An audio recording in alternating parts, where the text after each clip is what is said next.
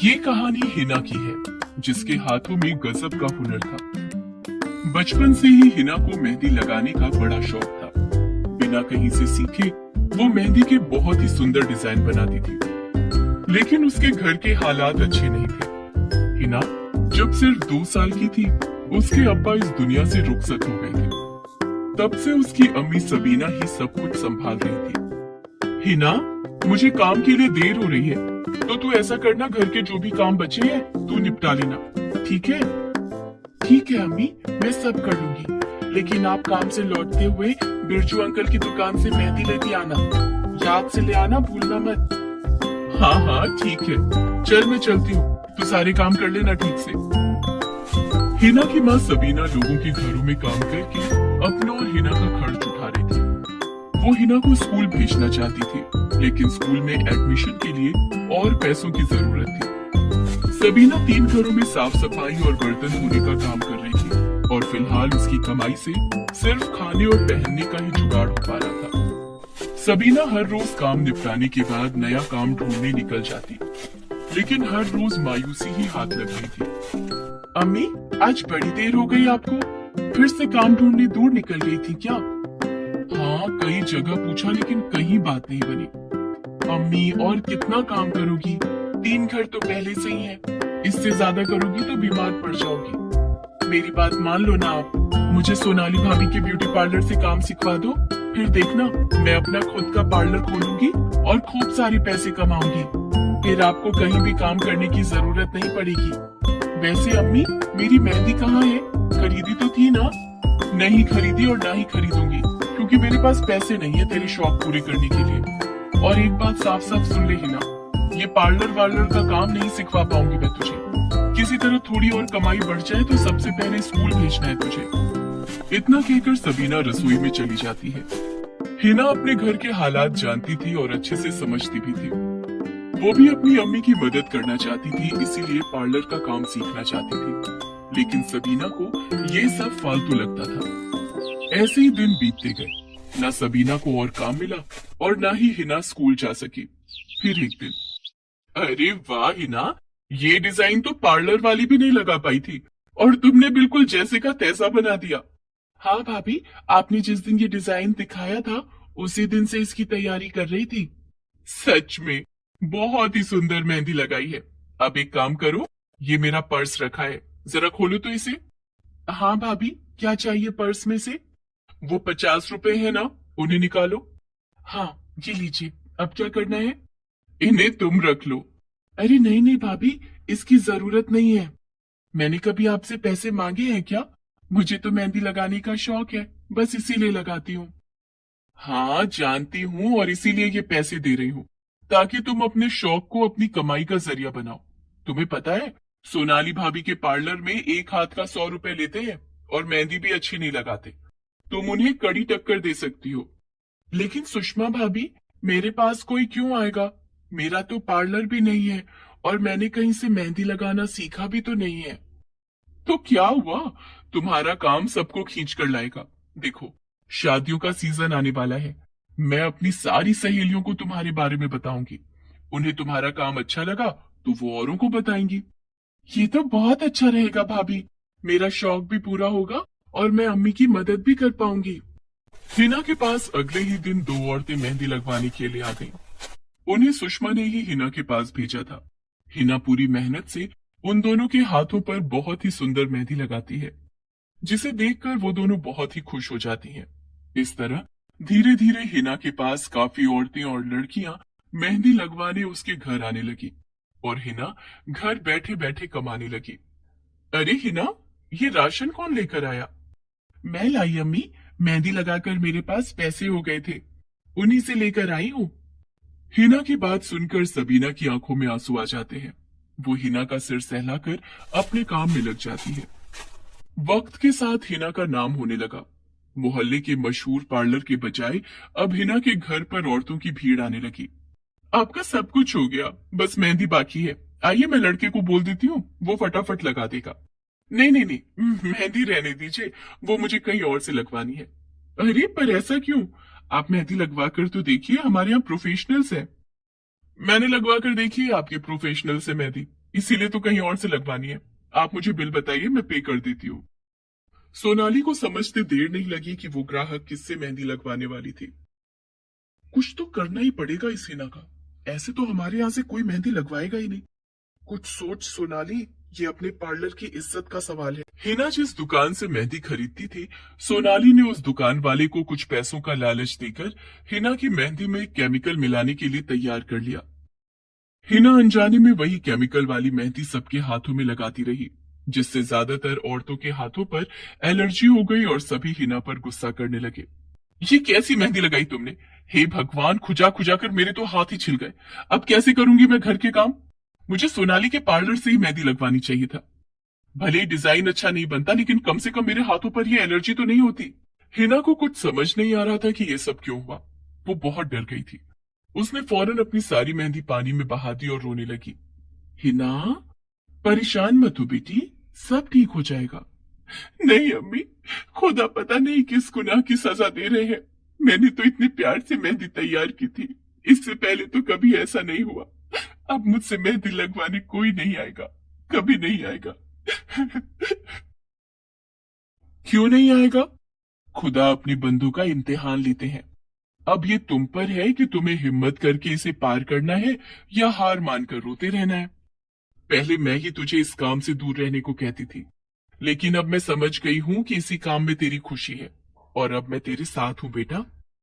शुक्रिया अम्मी, लेकिन अब हम क्या कर सकते हैं? मुझे तो ये भी नहीं पता कि मेरी मेहंदी को आखिर हुआ क्या है। क्या हुआ था ये तो नहीं पता, पर अब आगे क्या करना है इसके बारे में सोचना चाहिए। मैं जिनके यहाँ काम करती हूँ ना, वो मैडम एक आयुर्वेद की डॉक्टर हैं। उन्हें मैंने तेरी मेहंदी दिखाई थी। उन्होंने बताया कि उसमें मेहंदी के अलावा कोई और चीज भी थी जो हाथों को नुकसान दे गई। लेकिन अम्मी, मैंने तो कुछ अलग से मिलाया ही नहीं, फिर ऐसा कैसे हुआ? हो सकता है ये बिरजू की मेहंदी में कुछ गड़बड़ हो। तू ऐसा कर, इस बार दूसरी दुकान से मेहंदी खरीद और सबसे पहले मेरे हाथों पर लगा। और हाँ, और इस सबसे पहले मेरे साथ मिलकर एक तेल बना। मैडम जी ने बताया है कि कैसे बनाना है, उससे सबके हाथों को आराम आ जाएगा। हिना ऐसा ही करती है।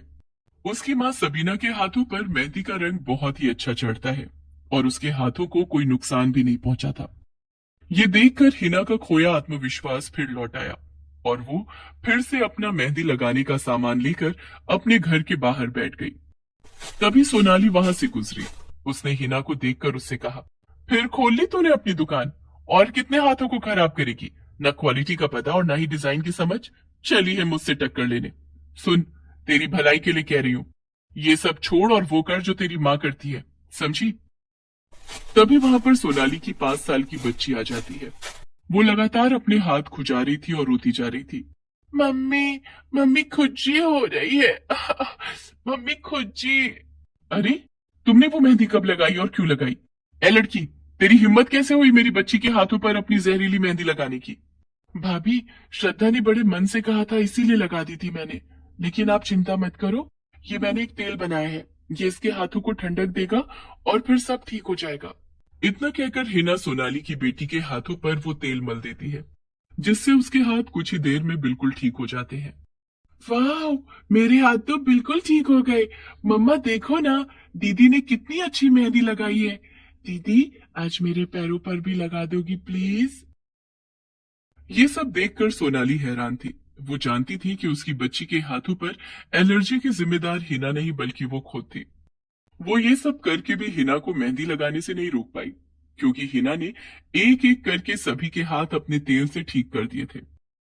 सोनाली शर्मिंदा थी। उसने हिना के सामने हाथ जोड़ते हुए कहा, हिना, मुझे माफ कर दो। तुम्हारी मेहंदी में केमिकल मैंने ही मिलवाया था। मुझसे गलती हो गई, बहुत बड़ी गलती हो गई।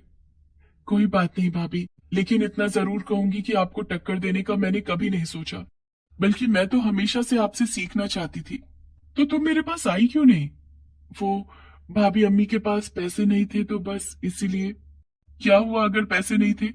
तुम्हारे पास जो हुनर है वो पैसों से कहीं ज्यादा कीमती है। तुम आज से मेरे पार्लर में आना शुरू करो और मेरे लिए काम करो।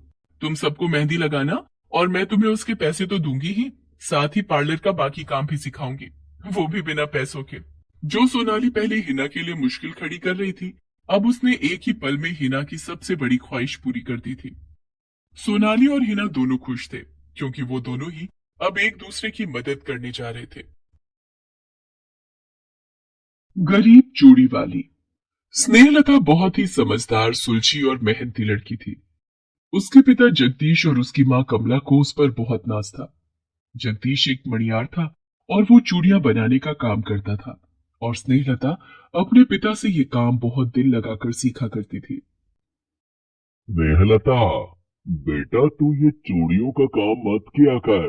देख तो तेरे हाथ कितने सख्त हो गए हैं। ये सब मुझे अच्छा लगता है पिताजी।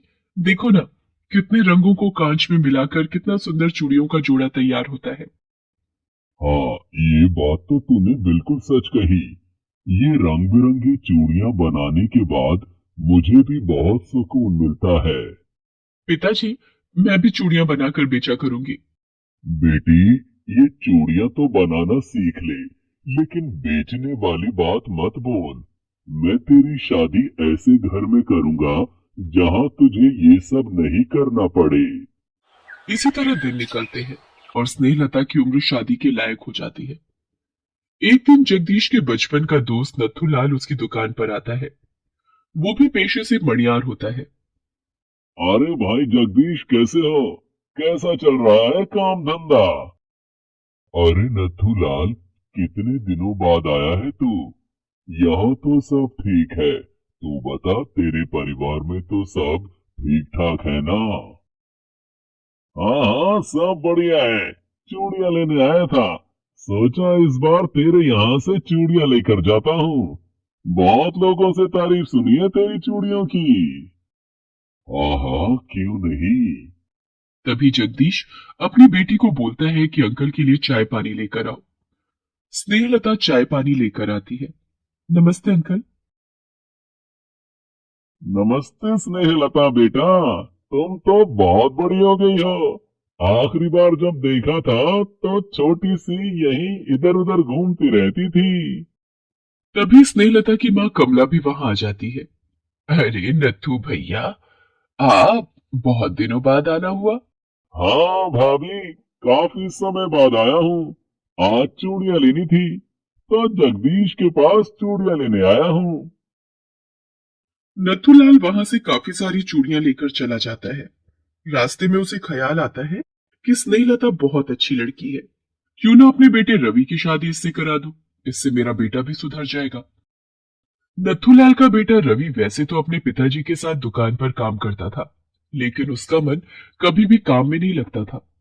वो हमेशा सपने देखता था कि कहीं से बहुत बड़ा खजाना मिल जाए और वो मजे की जिंदगी जिए।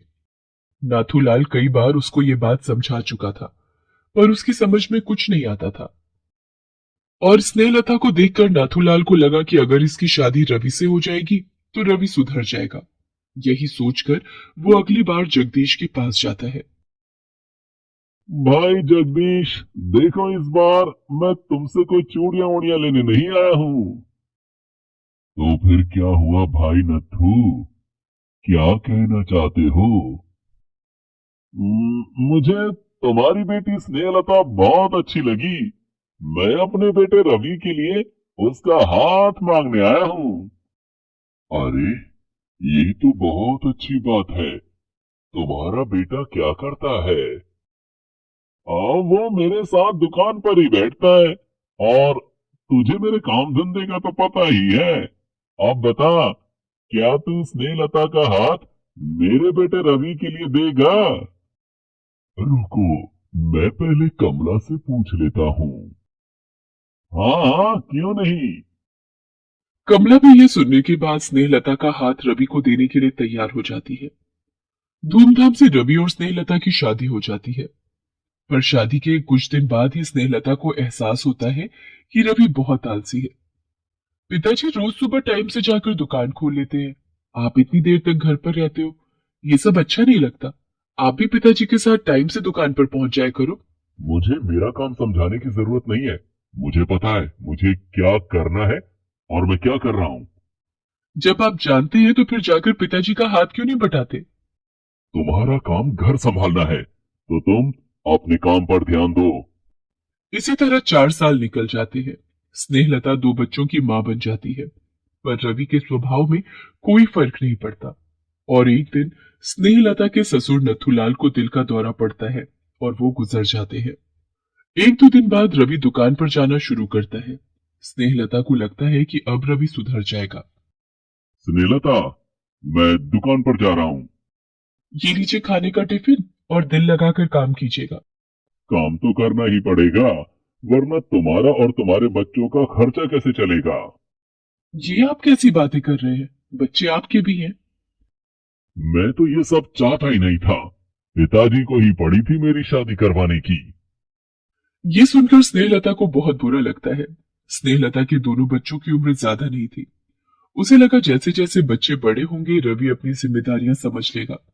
6 महीने जैसे तैसे कटते हैं। नंदू का जन्मदिन आ जाता है। सुनो रवि, नंदू का जन्मदिन है परसों और मैं चाहती हूँ कि मम्मी पापा को भी बुला लूं। तुम्हारा दिल जिसको चाहे उसे बुलाओ, मुझे क्यों सुना रही हो। क्योंकि मैं आपसे पूछ रही हूँ। तुम्हें जो करना है करो। स्नेहलता नंदू के जन्मदिन वाले दिन सुबह जल्दी उठती है। वो देखती है कि रवि घर पर नहीं है। उसे लगा कि वो बाहर गया होगा, अभी थोड़ी देर में आ जाएगा। दोपहर तक स्नेहलता के मम्मी पापा भी आ जाते हैं। उन्हें देखकर स्नेहलता और बच्चे खुश होते हैं। क्या हुआ बेटा, ये रवि कहाँ रह गया, अभी तक नहीं आया। बेटे के जन्मदिन पर वो घर पर नहीं है। क्या दुकान पर है? नहीं माँ, आज वो दुकान पर भी नहीं गए। मैं 2 बार सुबह से दुकान पर हुआ हूँ, पता नहीं कहाँ चले गए। ये तो बहुत ही लापरवाही की बात है। काफी इंतजार करने के बाद भी रवि घर नहीं आता। स्नेहलता के मम्मी पापा भी चले जाते हैं। अगले दिन सुबह स्नेहलता को एक खत मिलता है। मैं रवि तुम लोगों की जिम्मेदारी नहीं उठा सकता, इसलिए दुकान पर रखा हुआ जितना भी पैसा था और बैंक में जो पैसा था मैं लेकर जा रहा हूँ, और ये 10,000 रुपए तुम्हारे लिए। ये पढ़कर स्नेहलता होश खो बैठती है और रोने लगती है। उसके माता पिता उसे वापस घर बुलाते हैं, पर वो जाने से इनकार कर देती है। 1 महीना जैसे जैसे कटता है और वो पैसे भी खत्म होने लग जाते हैं। अब स्नेहलता के सामने अपने और अपने बच्चों की परवरिश का मुद्दा खड़ा हो जाता है। तभी स्नेहलता फैसला करती है कि वो इस तरह गरीबी की जिंदगी नहीं जिएगी। उसके हाथों में हुनर है और वो अब चूड़ियां बनाने और बेचने का काम करेगी। स्नेहलता चूड़ियां बनाना शुरू कर देती है और फेरी लगाकर बेचना शुरू कर देती है। दोनों बच्चों को भी वो अपने साथ रखती है। धीरे धीरे उसकी चूड़ियां लोगों को पसंद आने लगी। एक बार वो एक मोहल्ले में चूड़ियां बेच रही थी कि कुछ औरतें उससे चूड़ियां लेने लगती हैं। ये हरी चूड़ियां तो दिखाना, बहुत प्यारी लग रही है। और मुझे वो लाल नगों वाली चूड़ियां दिखाना। ये लीजिए, ये हरी वाली देखें, और इसमें आपको और भी रंग मिल जाएंगे। और ये लाल रंग वाली चूड़ियां, इसमें भी आपको कई तरह की चूड़ियां मिल जाएंगी। बहुत सुंदर चूड़ियां हैं, कहाँ से लाती हो? आह, ये सब चूड़ियां मैंने खुद बनाई है। ये तो बहुत ही सुंदर चूड़ियां हैं। ऐसा करो तो मुझे ये हरी वाली, लाल वाली और वो पीली चूड़ियां 2-2 दर्जन कर दो। स्नेहलता कागज लेकर उसमें चूड़ियां पैक करने लगती है। तभी एक आदमी वहां से गुजर रहा होता है। वो स्नेहलता की चूड़ियां देखता है और वहीं रुक जाता है। ये चूड़ियों की डिजाइन तो बहुत ही सुंदर है, क्या मैं जान सकता हूँ कि तुम ये चूड़ियां कहाँ से लाती हो। ये सब चूड़ियां मैंने खुद बनाई है। ये सचमुच बहुत ही सुंदर है। मैं एक मड़ियार हूँ और शहर में मेरी चूड़ियों की दुकान है। मैं तुमसे ये चूड़ियां खरीदना चाहता हूँ।